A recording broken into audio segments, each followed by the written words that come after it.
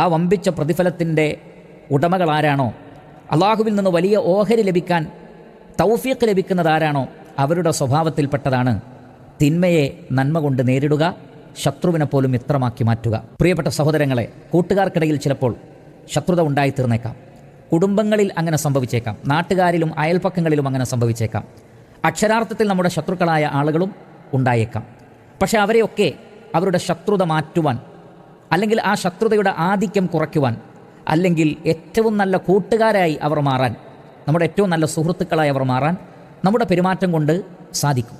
അതുകൊണ്ട് തിന്മയെ തിന്മ കൊണ്ട് തന്നെ പ്രതിരോധിക്കുകയല്ല, മറിച്ച് തിന്മയെ നന്മ കൊണ്ട് പ്രതിരോധിക്കൂ. ക്ഷമയും സഹനവും സഹാനുഭൂതിയും നന്മയും പ്രാർത്ഥനയും ഇതെല്ലാം ഉൾച്ചേർന്നുകൊണ്ട് മനുഷ്യരോട് നമ്മൾ പെരുമാറാൻ തയ്യാറാവുകയാണെങ്കിൽ ശത്രുക്കളെ കുറയ്ക്കാം, ശത്രുതയുടെ കാഠിന്യം കുറയ്ക്കാം. അല്ല, ശത്രുക്കളെ നമുക്ക് നമ്മുടെ ഏറ്റവും അടുത്ത മിത്രങ്ങളാക്കി മാറ്റാൻ വരെ ഇത്തരത്തിലുള്ളൊരു പെരുമാറ്റം കൊണ്ട് സാധിക്കും. അതുകൊണ്ട് തിന്മയെ തിന്മ കൊണ്ട് നേരിടാതെ നന്മ കൊണ്ടും ക്ഷമ കൊണ്ടും പുണ്യം കൊണ്ടും നേരിടാൻ ശ്രമിക്കുക.